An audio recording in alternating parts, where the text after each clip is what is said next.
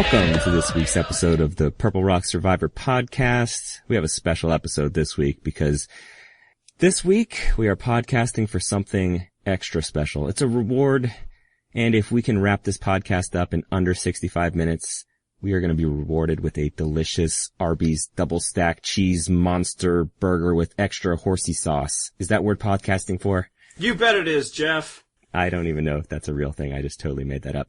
I'm trying to do the seamless product integration that CBS manages to do with this show. I think it went flawlessly. Flawless. It's almost invisible, really. It's like I didn't even notice.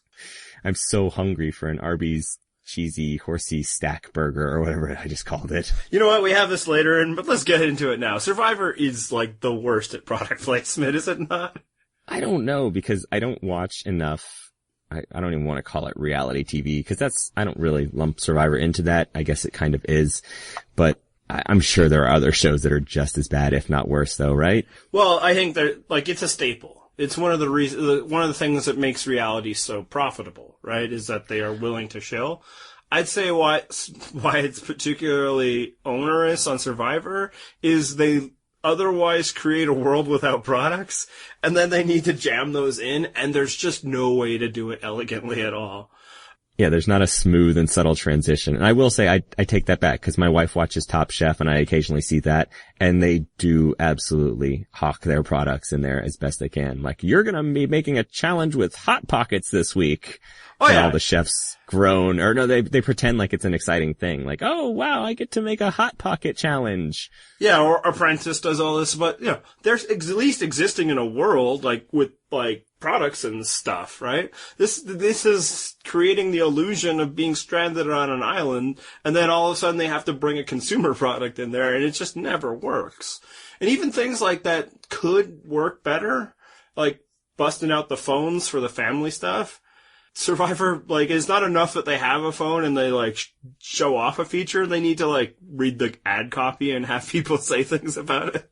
But the important thing is, with this product placement, Jack and Jill was the highest grossing movie in Samoa for one glorious summer. Yes. And the focus groups were great. Coach thought it was the best thing since he was tied up by pygmies. Is that the worst one that they've ever done? It's gotta be the Jack and Jill, right? Jack and Jill is the worst, yeah, because, I mean, you really had to struggle to see people laughing, and they were just like, oh, come on, you're not gonna force me to pretend to laugh at this, right? I mean, there's probably a couple of people who were in on it because they're like, I bet Brandon was like, cool, I'm going to go pay for it when I get home. Was probably the best was Sophie, who could just not do it. She could not hide her disdain by this garbage. She's like, can I get back to watching Howler Monkeys, please? Because this is ridiculous. And it was like, almost like, would I throw that challenge or would I want the popcorn? Yeah, I would probably sooner rather sit there and pick sand out of my butt crack than watch that awful movie. But yeah, I mean, the reason why we're talking about it is last night they ever so delicately had the Outback Steakhouse.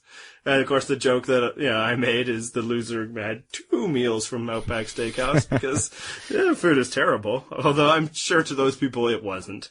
And to Sandra it's not. It's steak. How badly can you mess up steak? You cook it too long. That's how you mess up steak. We'll have another podcast where we talk about how to order a good steak. Well, that's the kind of week it was on Survivor. So, I'm not usually somebody who gets turned off by shows that can do product placement because I get that people need to make money, especially when we live in a world where people refuse to pay for content. I TiVo the show and fast forward right through the commercials. Yeah. Exactly. I'm the problem. Oh yeah, and I do too. So if that's the fee of having them to jam it in the show, it's really egregious in Survivor because these people are wearing the same stank clothes every day and all of a sudden, this is your Charmin outhouse, or we're leaving these Sears tools for you to build. It's like, I thought that they weren't supposed to have tools. Okay, you'll just subvert the principle of your show to make money. Whereas for Amazing Race, they can just go up to United Air counters and it's so much easier. But on the show itself, what did you think of the episode?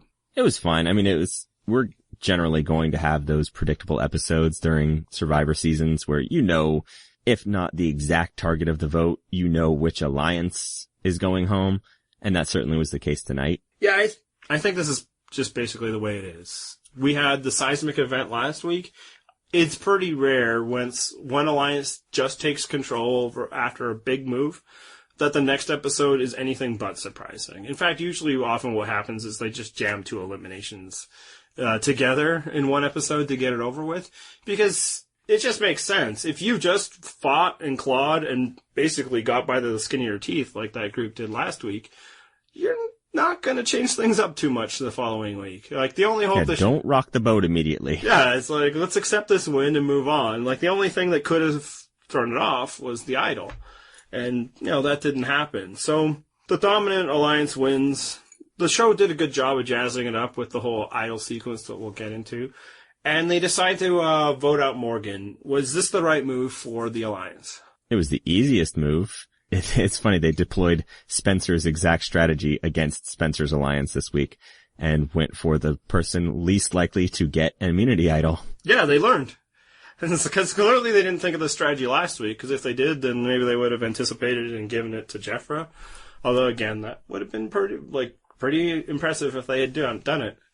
But yeah, I think it was the right move in that all that's important right now, and Sarah couldn't get this last week, but the rest of us did, is avoid the idol. Especially if you're, say, Tony, somebody who's likely to get targeted by an idol. And once you have an overwhelming majority, then you can take out the other people. And there's a lot of people complaining online that, like, booting Sarah is worthless. You should take out one of the threats. But real talk here. Is Jeremiah or Tasha that big a threat? We'll get to that later, because I think one of those is a little more of a threat than you think. I mean, one of them is certainly more of a threat than Morgan, but it's not like, that's a low bar. It's not like they're taking a shot at LJ or something here, so it's like, take the safe one. And here's the other thing people are complaining about. It's like, oh, why vote out Morgan? You need her as a GOAT.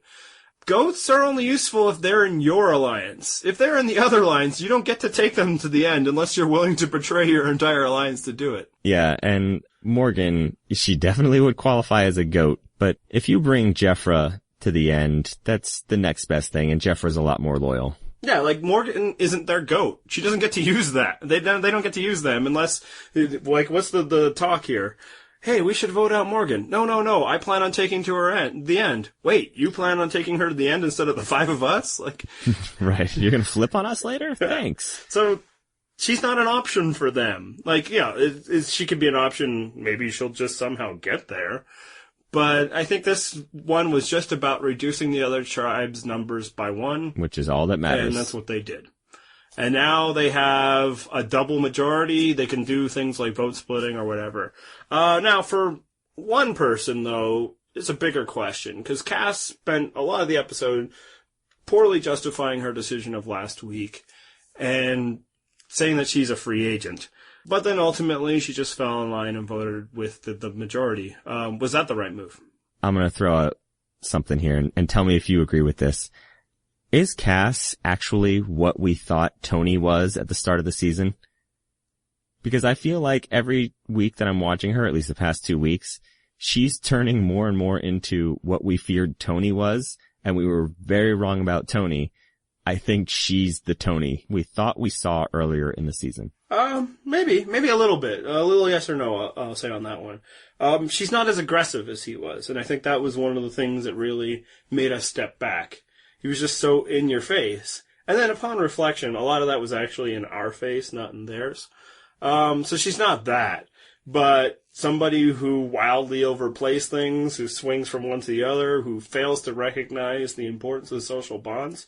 Yeah, that's Chaos Cass. What blew my mind on this episode was she basically thought that, they'll immediately forget the fact that I betrayed them. Which, to an extent, yes, people will forget that you betrayed them if there was a valid reason for it. And there's not a justification. If you can get to the end because you betrayed someone and you said, hey, look, I had to play my own game. I had to flip on you because I couldn't bring you to the end with the rest of my group. Fine. But she didn't have another group. She was just jumping ship and hoping. Yeah, and also, I mean, as far as we can see, and I think this is one of those where if the other side was there, we would have saw it in this episode. It's not like they had a whole lot of story to tell. She has no interest in justifying her actions to these people.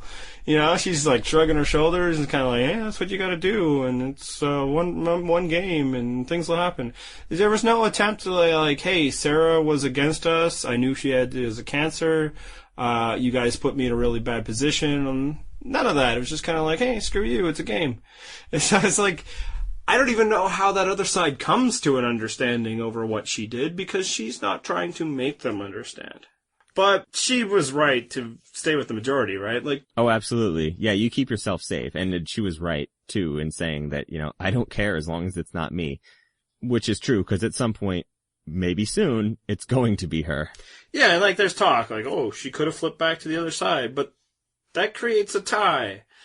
I think people sometimes watch a show and they so hate things that are just so boring, like last night's episode, that they concoct things that would be more interesting and convince themselves that this would be the best move, and just fail at simple math. Going this one, she made sure there was no danger to her, and if an idol is played, there's still no danger to her. You know, her going home, Tony goes home with 4 votes just as simply as he goes home with 5 votes if an idol is played. But if she flips and there's no idol trickery going anywhere, then it's 5-5, and now it could be her. So, yeah, of course, you vote out the person. And this wasn't given a justification in the episode, but I do wonder if one of the reasons why they proposed Morgan as a target, I mean, I think the main reason was she's the least likely to get an idol.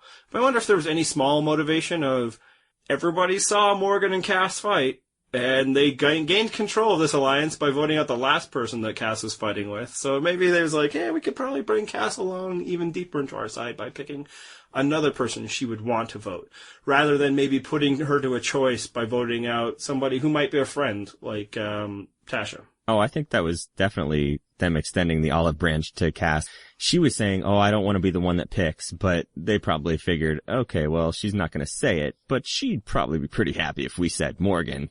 And so they suggest Morgan, and she's like, oh, okay, yeah, I'll go along with that. Yeah, and like they didn't make it hard for her, which I think some people have done in the past, and they failed. It's like, okay, you're on our side, and now you got to vote out your best friend.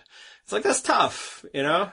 And for what? You can get that person later. So even if it wasn't even something they thought about, I think it was probably in the back of their heads, because it's exactly what they did last week.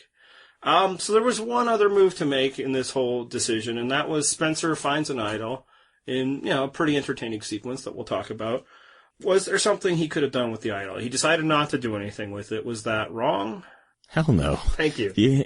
Spencer's only goal in the game is to advance his own position.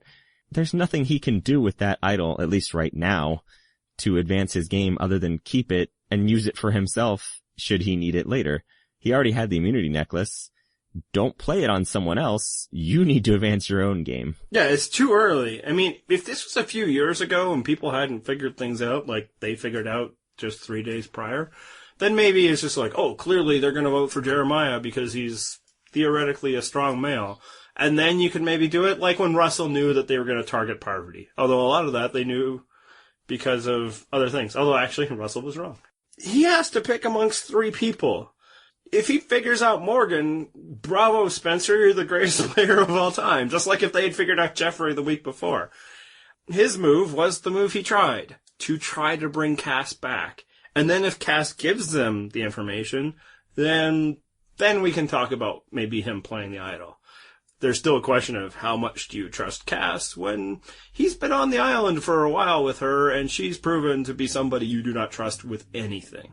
And recognize that the odds, if he did play the idol for somebody else, 2 out of 3 options were going to be wrong. Yeah. And then the idol has done nothing for him. So here's something that's also floating out there, and if you're the person who floated out there, I'm not trying to attack you. Thank you for listening to our show. He could have brought out the idol and intimidated everybody and intimidated Cass to flip. That's like crazy talk, right? Yeah. What does that do? Well, how's that going to intimidate her? She's not going home. What does she care? Ooh, flex that idol muscle. I don't care. The vote's not coming to me. Yeah, I mean, for one, like it worked for Tony, but he wasn't immune, for one, to start with, and it took the vote off of him. It's not like somebody was like, oh no, I better flip to their side because otherwise I might go home, because that's not how voting works. You know, if they vote for you, whether you flip to them or not, it's not going to matter. And if they vote for somebody that's not you, whether you flip or not, doesn't matter. I think people got this in the head because of what Yule did. But two things, and one of them we'll discuss a little later. It's a different kind of idol, for one. For two, I don't think Jonathan Penner needed that much push to flip to their side. Cass wasn't flipping no matter what he did. Like, he tried. And here's the other thing. Cass isn't exactly somebody who is going to be pushed around. It's kind of the exact opposite. Yeah, you can't just cast some magic spell on her and say, okay, Cass, here's my logical argument. Now you're just going to agree with it and be in our alliance. That's not quite how alliances work. Although maybe Cass thinks that. She doesn't seem to grasp how social interaction works. She's kind of like us. Just an episode ago, she basically submarined her entire game because she didn't like the way somebody was talking to her. So the idea that, you know, Spencer bringing out another idol and then saying, haha, Cass, you gotta come with us. That wasn't gonna work. If he had more time with Cass before, started getting a sense that she was leaning towards him, then yes. Hey, tell me who they're gonna vote for. I have an idol. But ultimately, I wouldn't trust Cass with anything. Yeah, it's putting too much faith in Cass telling you the truth to ask her who they're going to vote for and then play your idol for that 3 person. days after she just completely lied to you. But yes, sure, let's tell Cass the greatest secret that you have. And so the other thing is that people say, well, he didn't buy himself anything but 3 extra days. At this stage in the game, 3 extra days can be huge. It can ultimately mean nothing. It didn't mean anything from, say, Troyzan. But this isn't Troyzan versus the girls, right? This is a other side that could easily fracture. And if previews are to believe, is about to fracture. Danny was able to win by staying alive for the perfect right vote. And then all of a sudden the splitting up happened. It's not like she won every immunity after that point. Then, you know, they're like, we're going to turn here. And they get rid of Judd. And then a few other things happen. And all of a sudden, hey, look at me, I won. So 3 days isn't nothing. Like I said, the only goal is to advance your own game. And he's got something that will help him advance his game. Yeah, if Malcolm hangs on to that idol for 3 more days, maybe he does better. So yeah, we're looking for reasons why people did things wrong as an explanation of why the episode was boring. The episode was boring because everything played out the way it should. And sometimes that's just boring. But what wasn't boring was the idol hunt. It was fun how it came together. I liked Woo's very descriptive story with lots of hand gestures and self-animation of how he acquired that note from Spencer. And just the mad scramble of all those people running off to the idol was fantastic. Although I love that Jeffra's first reaction was, yeah, you guys should go look for that. Why them? Super active Jeffra. You can't be bothered? Jeffra thinks that she already has an immunity idol, and that idol is being useless. Even though, again, 1 vote before she almost went home. I also really like Tony explaining, like, this is so serious that even Morgan woke up. And we should probably talk a bit about Morgan in a few minutes. Yeah, it was a fun bit. I don't think it was as fun as we were led to believe it would be, but yeah, it was probably the most fun part of the episode. It wasn't as fun as Russell outracing everybody to find the idol in Samoa. It was in the same vein, though. I mean, I feel like Wu outrunning Spencer and losing him in the jungle on the way back to camp. That was good. I enjoyed that. It livened up what should have been a relatively mundane episode. And ultimately, and it comes back full circle. So Spencer makes the big mistake of just basically leaving the idol out there. I mean, he put pants over top of it, but it's like... He literally got caught with his pants down. Exactly. And he couldn't even put him in his pocket. I mean, that might have ultimately not mattered, but you slip the clue into your underwear at that point, don't you? I was going to tell you where I'd wrap it around, but I'd have to bleep it. But he finds it, and that was fun. That it's like, you know, Cass is yapping about more of her superiority, while Spencer is literally looking at the idol at that very second. Yeah, I love the karma quote, while Spencer has his hand right on the idol. It's fantastic. But, and we'll talk about this later, why was it a normal idol? We'll find out. After all of that, it wasn't even for the superpowered idol. Okay, well, so no, before we move on, his note says, you can play this idol before the votes are read. So doesn't that imply to you that the super idol will not have to be played before the votes are read? No, I think it was the same script that's on every idol. I don't think, like, that it could infer that the super idol is the opposite. So when he was saying this is a normal idol, that wasn't text on the note? No, that was him like, oh, this isn't I was told yesterday there'd be a super idol. And I think they've spent a lot of time trying to figure out what that super idol means. Secret scenes have shown different guesses. Nobody's actually guessed it's the Yule idol because, they're probably expecting something new. Oh, what are they guessing the superpowers are? You could vote 2 people out. Oh, boo. You can only use it on somebody else. LJ, had a... It only works when Jeff Probst is wearing a blue shirt. Yeah. LJ's like, if I don't find it, maybe is that you've been eliminated. You can resurrect somebody. Like, yeah, they're just throwing ideas out there. And really, if, like, we had heard there's going to be an idol with new powers, I think the last thing we would have guessed is, no, not new powers. Old powers. Old powers. Yeah. So actually, what's funny is a bunch of those things that you were mentioning as possibilities. I was like, oh, I like all of those better than what it actually is. Yeah. And I guess the one benefit of having a non-superpowered one out there is Jeff still gets to do his bit. Like, if anyone has the beauty idol, now's the time to play it. So I guess they don't tip the hand on that one. Right. No one will know what it actually when is. He doesn't say it to be like, Because maybe I could see Spencer or Tony kind of tweaking at that. Like, why didn't Jeff say it? He said it every other tribal. So that was fun. What wasn't as fun this season as we had hoped it would be is the departed Morgan. Go ahead. I know you want to say something. No, I was leaving it for you. Who's going to step on that grenade and lose us more listeners? Okay, well, I have to say that, it won't be so bad that Morgan is leaving only because... And I'm phrasing this delicately, although, you know what? Tasha put her stamp of approval of it on Twitter. But Tasha really unleashed the girls tonight. I mean, she gave Morgan a run for her money in that chess challenge, if you know what I'm saying here. Run. Yeah, obviously we've said a lot. That was the operative word in that sentence. We've said a lot this season, although not as much lately, about that we find Morgan to be an incredibly attractive young lady. It's totally true, but she was such a net zero this season. Like, is there anything in the Morgan experience that isn't just captured in an animated GIF? I actually went back and watched this because I caught it when it was happening, and then I was like, wait, did I just see that and it didn't really happen? She was the only one where we got a over the shoulder and down the shirt view as the people were writing down their votes. That was so blatant. Yeah, I mean, there was a lot of those shots. For one, it could be that not all of them were as blatant, but when it's to her, it can't help but be. Well, specifically in this episode, I checked. I was like, okay, wait, it might have been someone else. Like the Zapruder film, you're breaking it down. I think the other thing is... It was research for the podcast, Andy. Very important work. I think production was equally let down by Morgan, so it's like, let's just make some lemons out of lemonade here. Like, she won't talk, she won't get out of the shelter until we say it's time for an interview, and then she's just basically hags on everybody who's not as pretty as her, which is everybody. So all week, people are going to be excited that she's on the show, so let's just give them what they want, because she wasn't giving us any personality.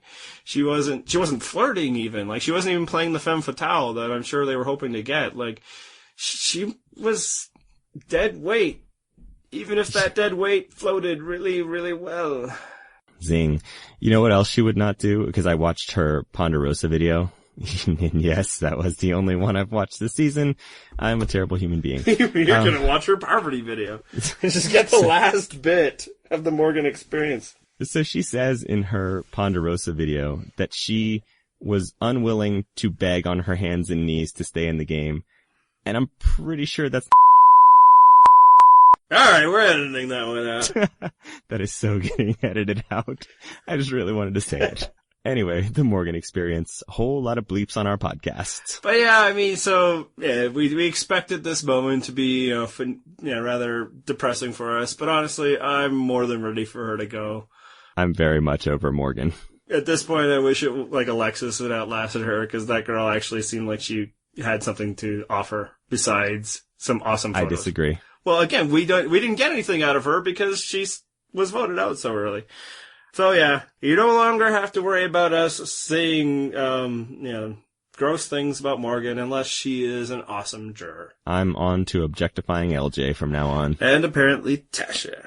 Hey, Tasha approved. Like I said, she was like, hey, thanks for the compliment. I think some people just favorite any time their name is mentioned. Maybe. Let's test that theory. Also, if someone told me I look good in the chestal region, I'd be like, hey, thanks. Well, hit that little favorite button. Let's be real here. If you had the choice between being cute or being ugly, the great scholars say... is that a choice that we're all offered? We go to a special place and someone says, now you get to choose. Would you like to be cute or ugly? And those are your only two options? You're saying people would pick cute? It's like, would you choose, your option between something that's great and something that's bad. No, that's not a false choice at all. Not like, would you rather have beauty or brains? No. Yeah, would you like to have some candy or would you like me to punch you in the face? You could pick which one. Give me the punch. Alright, so yeah, we lost interest in Morgan several episodes ago, and we put her in the 0% club. So let's decide if there's anybody else that would be joining her. Because we were right about her. What do you think, John? Are you ready to add any more names to the has 0% chance of winning? As always, I'm unprepared for this, and I don't know exactly who is in my current 0% club. But I think either way, I'm probably not adding anybody this week.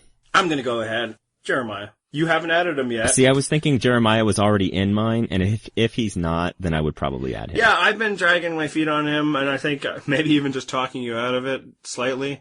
Because I still don't know who the winners are yet, and, he was around a bit, and it was kind of like, well, maybe he goes on a bit of a run, but he's invisible now. And a woman can win this game by being left out of the edit. The show will do that to her. They're not going to do it to Jeremiah. Like, if he was the winner of our game, we would be getting a sense of it by now. We are not. So he has 0% chance of winning. I agree. Like I said, I thought he was already in my 0% club. If he's not, then yes, Maybe he is, but he leaves such a small impression that we can't remember. That's how memorable he is. I've already forgotten whether he's even in my 0% club. Okay, and we are bringing on a special guest this week. As usual, we've pulled in yet another member of the AV Club Survivor commenting crew. This week, we have Miss Wooza. Ms. Who will call... Ms. That's right. We don't know. I'm sorry. Did you get divorced? It's the honorific of Ms. Ms. Anyway, we can also call her Chelsea, which sounds like a much more normal human name. So Chelsea, welcome to the show. Hello. Thanks for having me. And Chelsea, let's do the thing we always do with our guests. First of all, tell us about your experience with Survivor and how long you've been watching. Yeah, it's actually a pretty funny story, and I'm going to kind of expose how young I am here. Great. But thanks, Emma. She is auditioning to be our new young female. Shots fired. I guess so. I'm already sold. Yeah, so when it first premiered, the first season, I was 9 years old, and I remember watching with my family because it was such a big event. And I don't really remember much of it. I remember I liked Greg and Rudy a lot and thought Jervis was pretty funny. But I kind of didn't watch after that season because my family controlled my TV time in grade school. So it wasn't until right before Pearl Islands when Scoutmaster Lil came and spoke at our middle school. Oh my God. Wow, this is an awesome story. She was from my hometown, and some of my classmates were in her scout troop. And I don't really remember what she talked about, but I just remember it was like cool that I knew someone from TV. And all the scout kids wore their scout uniforms, and she's like so proud. And so I watched that season, and I was kind of really disappointed in her because she's really lame, Of all the cool people that you could have met from TV, Lil is really low on the totem pole. Yes. Scoutmaster Lil. That's actually what I was wondering. Is like, were you one of the few people in the world and the only person on the internet that was cheering for Lil? But no, even you, young person though you were like, eh. First episode, I was like, yeah, I know her, and I was like, oh, I know her. I really ended up liking Sandra, so I watched through, I think, Guatemala, about halfway through Guatemala, and then I kind of stopped after that until college, when I was on the school newspaper, and I was asked to interview Dawn for South Pacific, because she was a professor at my school, and I am gonna actually defend Dawn. I think she's a total sweetheart. She's really kind of badass the way she trained. She was such a huge fan. Is her temperament the right for Survivor? Probably not, but I actually like Dawn a lot, even though she was prone to breakdowns. But, yeah, it's kind of funny in retrospect that South Pacific is the season that got me into it again, but there you go. And I've kind of gone back through and watched some of the bigger seasons in between since then. I think Cook Islands, Heroes versus Villains, Micronesia, and I need to still watch a couple more, but that is my story. So to recap, you were introduced to Survivor because 9-year-old you loved hearing Rudy's homophobia. Yep. And then you came back to Survivor because you were so impressed by Scoutmaster Lil. And then finally you returned to Survivor for good because of Dawn. Yep. And I think I have a tendency to root for the favorites, which is shown by my picks in the Fantasy League. Yeah. We should briefly discuss. We won't get too much into AV Club Fantasy League stuff, but you had the very first pick and you took Garrett. And then you were stuck with Bryce, so both of your players were eliminated by week 2. Indeed. Yet she was not in last place until this very week, so that's pretty good. Right. You finally got past. I know, I was hoping I would hold it on there. Yeah, that's a pretty good story, other than making us feel 1,000 years old. Right. Yeah, sorry about that. Not really, though. So, you're not sorry at all. Well, tell us a little bit more about, like, what's your favorite seasons, who are your favorite players, those sorts of things. Let's see, favorite seasons. I've really enjoyed the last couple. Anything with Malcolm, because he's just so funny to me and beautiful. Oh, so dreamy. My favorite player, definitely not my favorite season, but probably Kim so far. I really like Yule. I like Cook Islands. It's probably a great season. Heroes versus Villains. I kind of divide into players versus personalities. Favorite players, Kim, Yule, Cochran, Parvati, and then favorite personalities, Tyson, Malcolm, Penner. I actually kind of like Sierra a lot. Yeah. Boo. Yeah, I thought you were with me on team Sierra. That's right. I'm on Addie's side there. Actually, getting back to what you said earlier, I'm with you on Dawn. I think she gets a bad rap, and obviously the worst rap on the internet because people are terrible.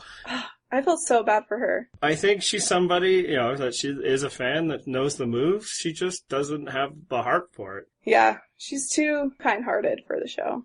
Yeah, didn't she adopt like 7 kids or something? Yeah, she has like 7, 8, 10 adopted kids. I'm not sure the exact amount, but it's a ton.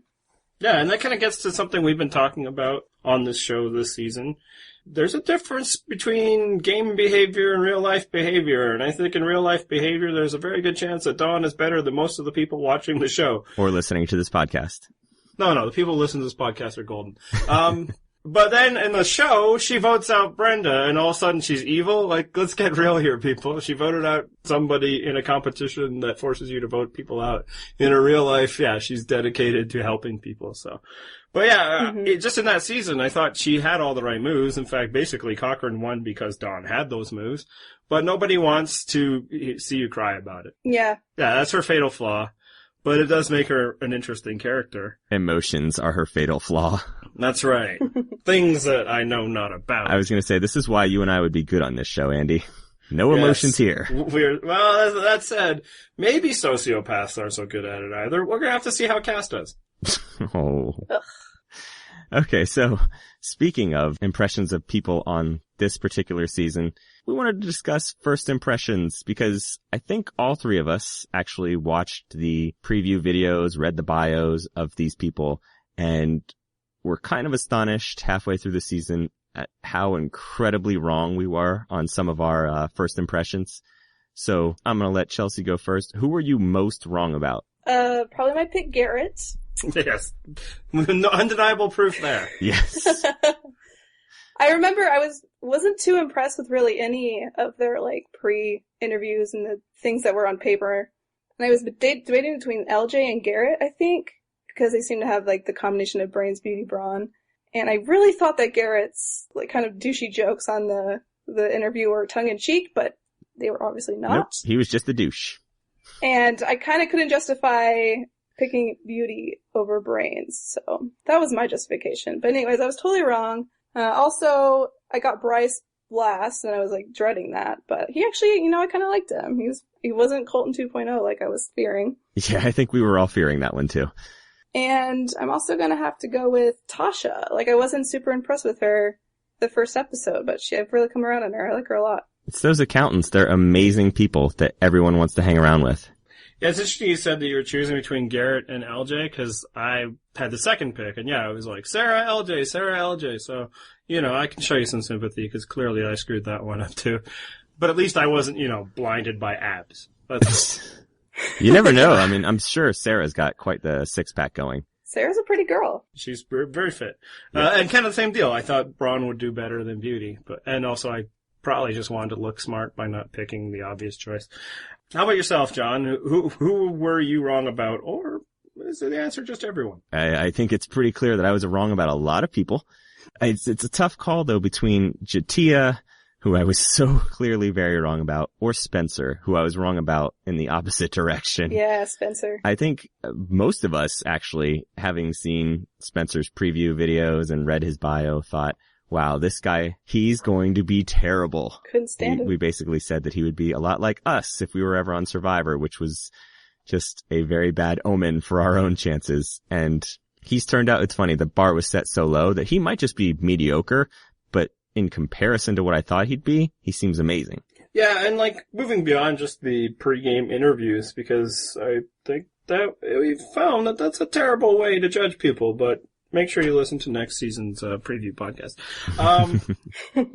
The first episode, I'm not pointing fingers or anything, but there's one idiot who got on a big soapbox and said that Tony had zero chance of winning, and that guy feels pretty dumb. Probably Matt.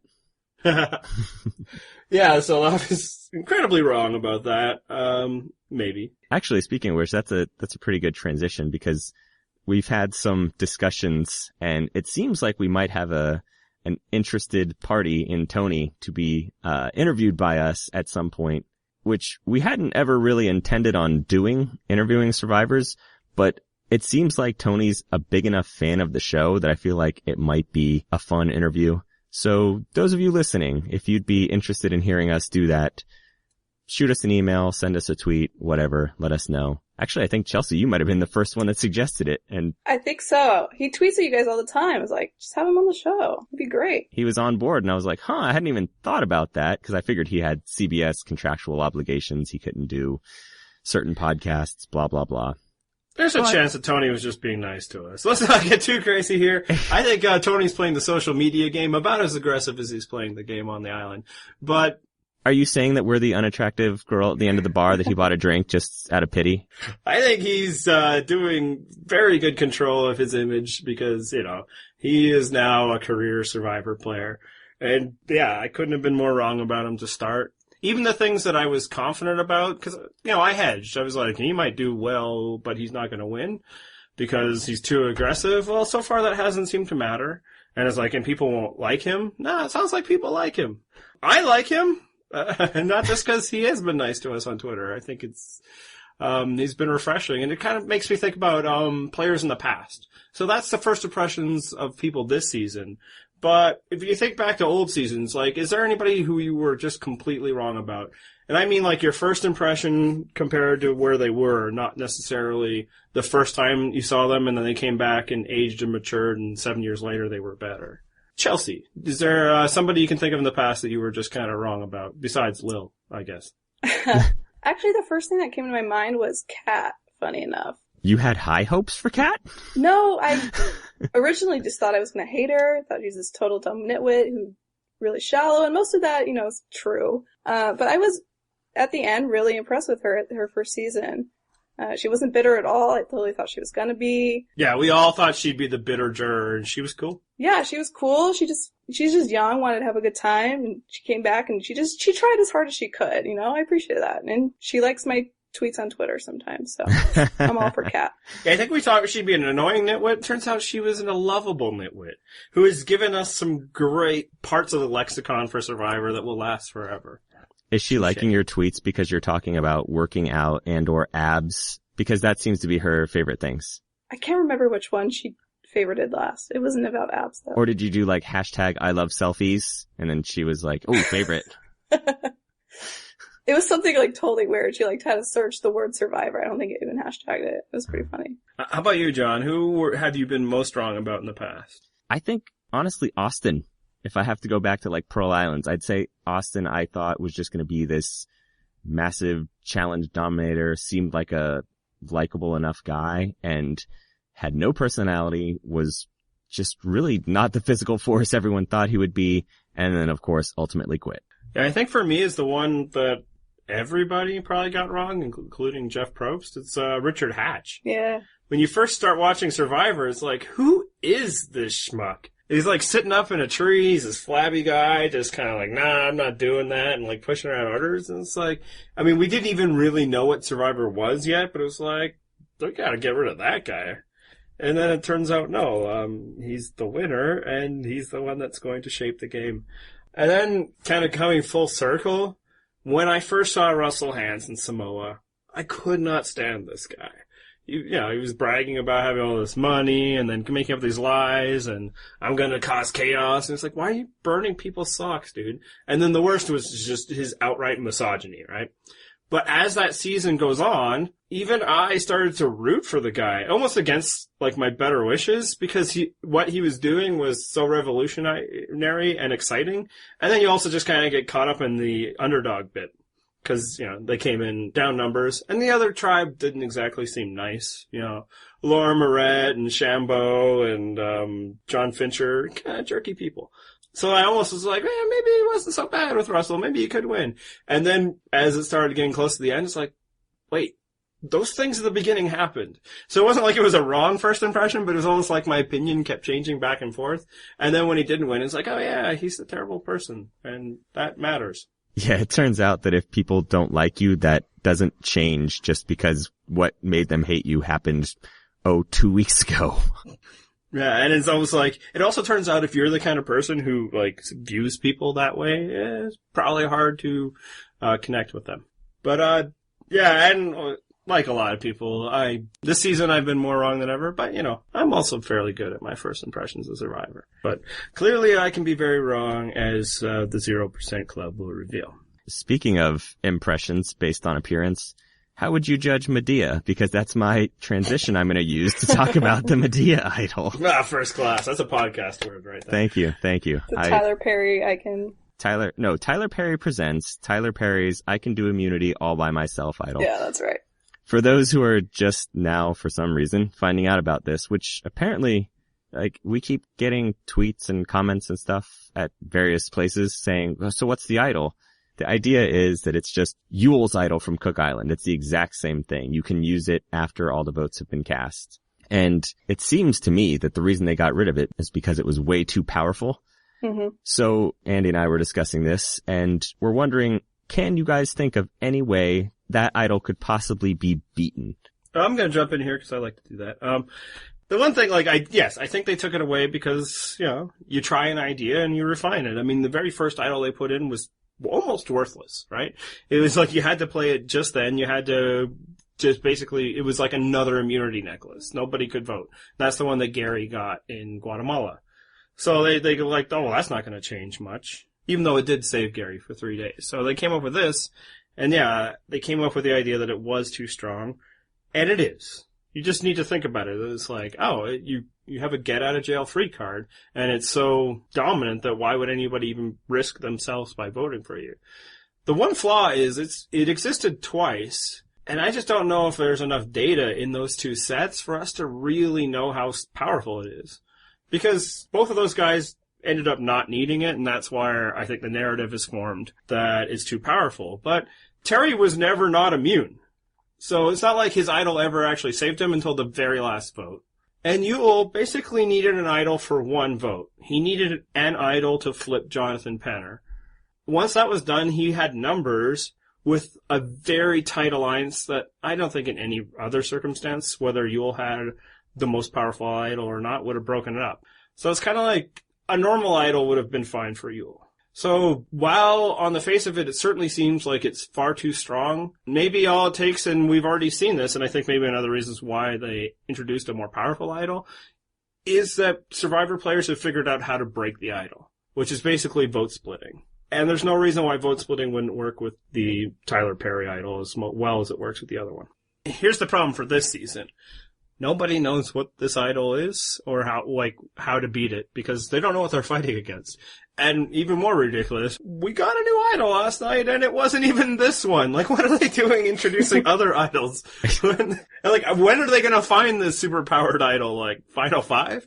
One more vote, and the majority of 6, if it's still the majority of 6, can vote split. Well, actually, they can do it now, right? Well, that would force a tie. Yeah, and then you revote, and your 5 beats their 2. True. So, like, I think you could argue that they've already waited too long. Now, actually, this is where having an extra idol will actually help, in that if Spencer and Tasha both had idols, then they're good. If they split them amongst Spencer and Tasha. Now, that's, of course, if the minority finds it. Now, if somebody... Racist. Is it? You said the minority finds it, and you were talking about Tasha. Racist. Sure. But yeah, if somebody in the majority alliance finds it, then yeah, they'll have a ticket to the end. Agreed. And I think we've actually kind of been rooting for Tony to find it just because it could be most entertaining to see him play it. Oh, absolutely. But what do you think, Chelsea? Is it too powerful? Yeah, well, I have 2 questions. One is, why is it so hard to find? It's almost like the producers don't want it to be found, unless it's going to be at the auction, which I think someone raised. Yeah, someone suggested that it might be a clue you can buy at the auction, which seems very likely and like a good idea. But I don't think that's ever their intention to make it not get found, because it's more entertaining for the show if it does. Yeah, which brings my second question is, are they going to let the player who finds it know right away what the special power is, or only bring it up at Tribal Council? Because if they only bring it up at Tribal Council, then that has the potential to bring more chaos than simply just giving them a get-out-jail-free card. My guess is that it's going to be a note a lot like what was on Spencer's Idol, only it will specifically say, you don't have to play this until after the votes are read. I don't like that. I think it would have to be that way, but yeah, we legit don't know. Like, I can't believe that they had clues to an idol and it wasn't to this one. Like, the whole merge was, hey, there's this special idol out there, and now everybody's a buzz. What is this idol? Because not everybody, follows our podcast. I love Spencer's reaction. Yeah, it's like, this is just a normal idol. And that kind of blew my mind, too. It's like, I want to almost understand having another idol out there because 2 got played last week. But the clues should point to the good idol, not the second idol. Like, how long do they want us to not find this? Because even if, they say the auction, then they should have had the auction last night. Like, this is just from a storytelling perspective. It makes no sense that they've introduced this exciting new element and then undercut it right away. Yeah, it'd only be able to use for a couple turns. Yeah, and the longer it's not found, maybe the more powerful it becomes, right? Well, then also the less opportunities you have to play it, which I think they really want to see it actually played, since it never got played before. I feel like they're really gunning for someone getting out on 1 vote. I think so too. I think that would be the sort of dramatic, suspenseful thing that they would love to have happen.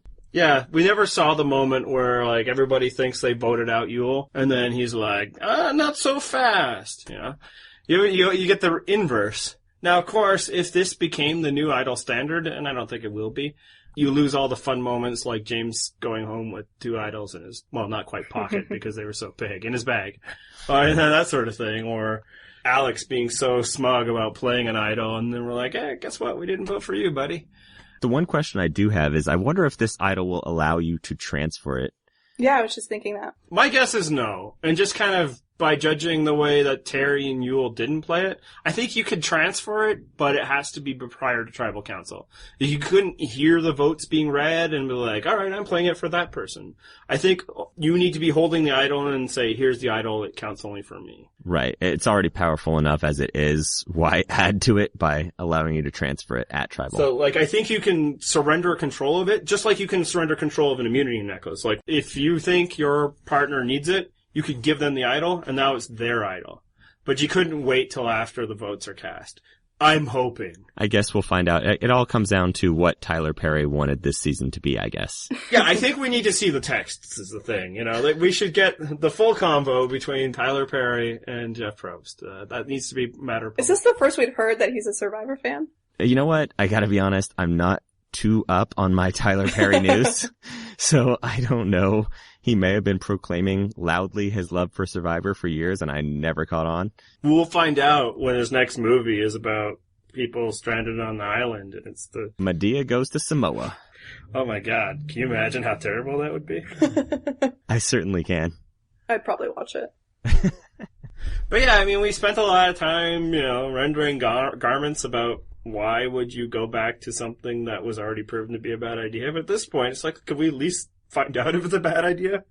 Like, it's like they compounded the bad idea by, floating another idol out there. Yeah. And it's actually, that brings up another question that some people put out, is like, do you think what they're trying to set up by introducing as many idols into the equation as they can is that they want, like, a voteless tribal council? That's another fun scenario, because we've debated what would happen there too. Do you revote? Is it everyone draws rocks? What happens if all the votes get canceled out? Rocks. Oh, rocks. That's what we're rooting for. Would it actually be purple this time? That's yes, right. They actually have to color them the correct color. But yeah, I mean, that could happen, right? Spencer plays his idol correctly, and maybe the other side was going for Tony, and then you can never not play that idol correctly. And then it's like, oh, well, I guess nobody. Yeah, no one goes home that week. Yeah. Probably the most likely is, it's like, okay, we're voting again, you can't vote for the 3 people that are immune at this point, but everybody else is fair game. That seems most likely, but also the most boring. Yeah. But at the same time, it's like, I don't see how you go to rocks, because rocks is designed to be punitive, and these people did nothing wrong. Of course they did something wrong. They chose to vote for people who played idols. People they did not realize would have idols. Right. Yeah, no, it'll be one of the great questions out there, like what will happen if there's a tie at the final tribal council. Yes, Ooh. And we've speculated on that one too before, I think. Would you love to draw rocks for $1 million? There we go, rocks. No, I think they have to let the third person pick or something like that, but anyway. I think that's the suggestion we thought was most plausible, is that the third place person would get to cast a vote. That's fair, I guess. No, it's not, but at least it comes close to being fair. All right, so we also and we didn't prep you for this, Chelsea, but we got one question from our awesome audience, but only one member of the audience, but they're all awesome. This one came from Twitter, and John, do you have it in front of you? I do. Luckily, one of us is prepared. It's like we learned lessons from Scoutmaster Lil. So the question is from XL Pelican, and he says, at XL Pelican. It is from Twitter. Can you think of a season where the final 9 has had this little dead weight? Which is a good point. I would say, as far as challenges, and I was noticing this last night when they were up there, and you always kind of like, who's the first person going to be out? Who's going to do well? There wasn't anybody that's terrible. There's no like fishmonger Lydia's out there, or frankly Sierra's out there. I think Cass is probably the weakest, but even her, she's not as hapless as we usually have somebody out there. And they've been culling a lot of that dead weight up until now, and actually they did again last night. Yeah, I'm trying to think back once I got the question, and of course my default to think back to is Tocantins, because it's one of my favorites. And I think they certainly had an entertaining final 9. I don't know that it was no dead weight in there, but... What are we considering dead weight? Lack of entertainment and just general goats, I would say. Okay. So like in the Boston Rob coronation season, when it was basically Boston Rob and everyone there to give him their vote for $1 million, that's Boston Rob and some dead weight. Yeah. And Ralph. No, just kidding. Ralph, the comedy goldmine, at least when it comes to spelling. Now, what's interesting though is like, it's not top heavy, right? Like there isn't all those like, well, now it's not. Morgan's gone. Exactly. It's even less, very nice. But I almost like it's less strong in some ways. It's like it's so diffuse that I'm not seeing winners here as much as not detestable people. Like there isn't a group of losers like we usually have, but I'm not sure there's even like some strong winners. Like right now, the most memorable person is Tony, and then it's kind of like people we're inventing things for. I mean, we still have like Jeffra and Jeremiah. Yeah, Jeffra's kind of a blank slate, and Jeremiah's pretty close to that as well. Yeah, but like, would it surprise you if either of them like won last night's challenge? No, I don't rate them poorly in physical. Yeah, they're challenge relatively skills. athletic. They seem to be decent social players. They have understood some levels of strategy even. Well, let's not give them too much credit. Yeah, Jeremiah understood it better than Sarah did. That's a low bar. So maybe, I guess the answer is. And there's goats in every season, so it's really hard to say. But I think there's less egregious goats this season than last season. Yeah. It's probably the point that XL Pelican was going to make. But yes, thank you for coming on the show again, Chelsea. No, thank you. This is fun. We really try to work hard from keeping this from being just a big Jeff Probst sausage fest. So we needed you. We've actually been thinking about having you on for a long time. Now that Morgan is gone, we'll have more actual conversation. That's right. Wait till you listen to our rendering of garments over the loss of Morgan. I'm shaking my head. Can't see it. No, I can see it through the internet. It's happening. That's all right. Rendering garments. Or rending. Yeah, thanks, Tyson. Well, hey, glad I could help. I'm rustling some feathers here. Anyway, so Chelsea, thanks again for coming on. And if you would be interested in being a guest, you podcast listener, not you, Chelsea, because you're already the guest, please get in contact with us. Twitter, AV Club, email, all those things. And be interesting and funny and smart like Chelsea was. Look at me praising our guests. Oh, I don't know about that.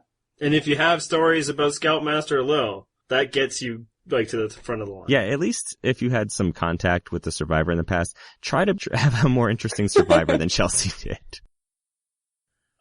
All right, another classic Purple Rock podcast interview. As John said, we'd love to have other people on, if not this season, then in future seasons. And we'll do the plugs now. So if you would like to do that, you can get a hold of us on Twitter at Purple Rock Pod. You can drop us an email, purplerockpodcast@gmail.com. We're on WordPress, purplerockpodcast.wordpress.com, I think. Yep. God, I hope. In fact, cheap plug time. You should go there and you should check out. I actually put words down, and so there's actually written content on the blog right now. And pictures, in case you're illiterate. That's right. Where, to further last week's discussion, I decided to take all of, not all of, because there's a billion people on that show, but take a lot of Game of Thrones characters and figure out which former survivor they're most like. So please check that out and let us know what you think. And for the record, that was all Andy, so if you're pissed at any of his picks, don't send anything to me complaining about it. All Andy. Yeah, and if you want to do that, you can also follow me on Twitter at Andy_Sayers. And you can also leave us voicemails at JR Purple Rock on Skype. And to clarify, when Andy made that, he has not read the books, so don't send him spoilers, please. Yes, don't be that guy on the internet. So, last week we said we were going to do power rankings, and then we just didn't. So this week, we're going to do power rankings, and how we do it is we're not going to rank everybody on the show, because this podcast is already long. So John and I have each independently come up with our top 5 of who is currently doing the best, has the best chance, all of that sort of thing. Who has the power right now in this game? Yeah, we're not going to go based on how likely people are to win, just who currently has the most power. Right. But if they have a good chance to win, they'll probably do pretty well here. Exactly. So what we'll do is we'll go 5 through 1. We'll start with a 5. If, say, I have somebody at number 5 and John has them at number 3, then maybe we'll wait to discuss them till John's there. I think this will probably end up only talking about 7 people because I imagine there's some overlap. So, John, who do you have at number 5? So at number 5, I have Spencer. All right. I actually have him higher on my list, so we can talk about him then. That's because you're wrong. No. I have very good reasons for it. I have Wu at number 5. I didn't have Wu on my list. Yeah, and basically, I don't think there are 5 really strong players right now, so he had a pretty strong episode. And what's funny is I initially had nobody listed, like I wrote down nobody for number 5 on my list, and then I thought, well, if we have to populate this list, then yes, I'll put Spencer at 5. Yeah, I think Wu is a pretty good nobody. He had a good episode. He got to talk a lot. I think he's a good chance to go on an immunity run. So, yeah, him. Who'd you have at number 4? Tasha. We are going to talk about everybody. She did not make my list. Explain to me how she makes yours. I think there are certain people who just have no chance. And then I also think that certain people become more attractive as alliance partners because this alliance is going to fracture. And I think Tasha is best positioned to exploit that, even though Spencer has an immunity idol and seems to kind of get along with some people. I feel like Tasha has a little bit more inroads with people. She seems more likable, that she might have formed some better bonds with other people. See, I think we're extrapolating. What has Tasha done that's impressive on Well, she's an level? accountant, first of all, and people love spending time with accountants and talking to them about their amazingly exciting jobs. I think Tasha's just around at this point, and if she gets brought into anything, it's probably with somebody else. And to clarify, she's really number 4 on my list by default because everyone else just ranked so low that someone had to be number 4. All right, so my number 4, I have Trish. Last week we gave her the episode MVP, and I laid out a case of maybe she's actually playing the best game so far. We've also put her in our 0% club.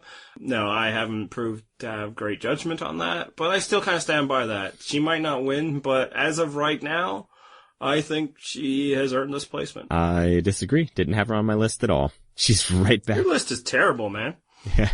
You do get that there's like a power alliance right now, and like Wu and Trish are in it, and Tasha is not. So number 3 is Spencer for me. That's where I put him.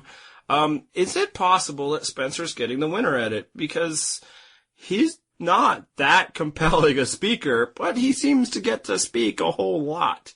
Is that why?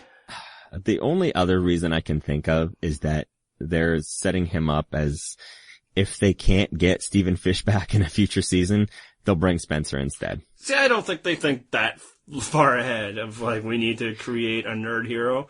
They'll bring people back for less than this. And trust me, there are other nerds that want to be on the show. Wink, wink. Look, it's also very likely that Spencer's getting a lot of airtime because, he's been to a lot of tribal councils. But, so is Tasha, your girl Tasha, the super powerful Tasha, and I still don't even know much about her. Yeah, it's just kind of started popping in my head. But why? Why is he the feature player? Maybe it's just because they need somebody on the other side, and he's giving them something, even if it's not Cochrane level something, and the others are giving them nothing. But I'm just starting to wonder. And then, he did just get an immunity idol, so why not bump him up a list? He's in the contenders to win. He's definitely not 0%, and I don't think he ends up there. Well, obviously, if he gets eliminated, he will. So who's your number 3 then? I have Cass at number 3. I actually debated ranking Cass even higher, just because based on current power in the game, Cass should be pretty high up there. See, I think Cass's power is done. Like, tonight was the last time. What utility does Cass have to anybody at this point? She holds utility for one more vote, and then the alliance fractures. Yeah, basically, but no more utility than anybody else. If they want to do vote splitting, then they need Cass. The other option is just to vote out Cass. Like, she could be part of the split. But yeah, I think she overplayed her hand, and now they have a 6-3 advantage, and she can't flip. I think she also makes an appealing goat for those people that are looking towards the end game right now. But I don't think a goat actually is an important position of power. Sherry wasn't all that powerful. I'm saying that she will probably get to dictate the next vote, and that, to me, is a powerful thing. So I think we probably have the same top 2. It'll just be a question of what they're at. And this kind of gets back to the discussion that I kind of brought up with our guest. I don't think either of us are very impressed with 5, 4, 3 on our list. And in fact, we even jumbled it up. So we kind of feel like this is a strong season with some strong people, but maybe it's a little top heavy. Or Crazy. Maybe there's no top. Like, is it just like a bunch of people and we've yet to even know what's going to happen? We'll find out. So who do you have at number 2? Okay, so number 1, I went Tony. It's too easy. So you have Tony at number 1 and LJ at number 2? I do. Me as well. And here's the thing, we talked about it last week. Why even is LJ at number 2? Only because if they cut off the head and Tony goes home, LJ inherits that role. Yeah, like LJ isn't playing a bad game, and this is a game where the avoidance of mistakes can be as powerful as making moves. But I'm starting to feel like we're not getting enough out of LJ at this point for us to feel like he's a big winner. Like, the show, you'd think at this point would be giving us more LJ. And did he even do anything last night? He voted for the right person. And he was good on the puzzle. Yeah, that's good enough. And it's also not hard to think of a world where LJ wins. In fact, if we're ranking based on chances to win, I think I still put him at number 1. But he hasn't been the best player. And I'm just starting to question each time. It's like, why LJ?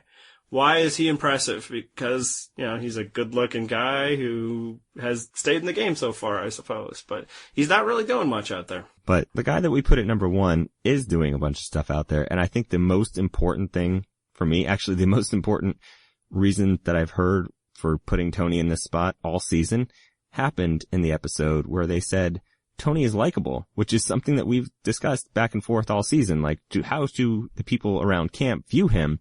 He got called likable. I think they're starting to realize he's a threat, and I think if he gets the end game, people like him. He might get votes. Yeah, like, that comment was so telling. And who was it that made that? Tasha? I think it was Tasha, because Cass, wasn't proposing to vote for Tony. Yeah, it's almost like that's the final barrier, right? At this point, is Tony not making it or if he makes it, what we hung on to is people would be angry at him. People won't like him. He seems to put people off a bit. But maybe not, I mean, even Cliff, his big enemy, thought that Tony was on his side. So he had him fooled. He had Sarah completely fooled. And we've seen him joke around with people. So I think if Tony can make it to the end, he can beat any one of these people. It's just a question of whether he can make it to the end or if he does something between now and then to destroy that goodwill. He's definitely in pole position right now. There's certainly places he could stumble along the way. And that leads us into the predictions for next week. Hey, I finally got one. Last week I said, Spencer was my pick, but if he wins immunity, which he did, I said Morgan. And that came, I think, about 30 seconds before you said there's no way they're voting out Morgan. So, yay me. Bravo. But the previews show us that Tony seems to be itching to make a move, and it seems to be against this man Wu. Do we believe the previews? Nope. Next week's preview, total misdirection. This time, I think that alliance is going to fracture very soon, but it's not this week. I think it's the following week. Well, I mean, this is certainly the part of the game where the commercials would try to take anything to try to get people interested in it because it could just be a pagong. But what I could see happening is Tony just starts floating that idea out and it gets out there, and that's what could fracture them. Like, he's starting to plan his next move ahead, and maybe he talked about it with the wrong person. But it's also just as incredibly likely that that person was receptive to it, and they just pulled that quote to create a promo. So, who's going home? Jeremiah. And if he wins immunity? I actually was just going to say, nope, Jeremiah's not going to win immunity. It's going to be Jeremiah. So if it's not him, then I guess Tasha's got to go. Yeah, so I'm with you on that Jeremiah bit, and it just kind of gets into the same reason why I put him in the 0% club. One of the reasons why he would be invisible is because he's, a mid-game boot. His story's about to end. Yeah, so I'm to make our at least one listener happy, although at this point predicting him seems to be not a good idea. But yes, I think Jeremiah is the next to go. But if it's not him, maybe it's Wu. And in fact, maybe the target was Wu, and he wins immunity, and then they just flip back to the original plan. Because here's the other thing. We have also added Wu to our 0% club, and the big reason is he doesn't seem to be getting a lot of run for a guy who would be an easy fan favorite. Now, some of that ended last night, but you kind of had to let him talk, because that was the huge element of the entire episode story. I really wonder if all of his confessionals are exactly like that, just super animated and lots of hand gestures about totally mundane things. Like, so we ate breakfast this morning. Yeah, well, I think he was a bit like that when he was talking about, like, his partnership with Cliff. So, yeah, that's kind of maybe the kind of guy he is. But yeah, why are we not getting more Wu? Like, Wu seems like the Aussie, right? Like, people would just be loving. And in fact, people are. I think there's a big Team Wu contingent. But the show isn't really giving us much. And by last night, he doesn't seem like he's terrible. He seems like he can give us enough confessions at least to, rival the naked charisma of Spencer. So maybe this is why Wu goes home, is because they actually do take him out right here. I don't think so. I think we both agree that this alliance holds one more week. It would be the sensible thing, but this is this season. I mean, this is the vote at 9, which is odd numbers are a good time to change things up, but I don't see it. It would be a mistake to turn. I'm just not convinced they don't make that mistake. Because basically, here's the thing. They can split the vote right now. And then the idols don't matter, unless, of course, somebody finds the second idol. So you should do that before you get your overwhelming majority. And also, 3 people is too many people to leave hanging around. But people get itchy. Tony has said he gets bored. So I'm interested to see. Because we've come to a phase where sometimes those Survivor promos are actually telling us the truth. So we'll find out. All right, so we already mentioned the many ways that you can get in contact with us. So that means it's about time to wrap up the show. Andy, throw it to theme music. Hey, something.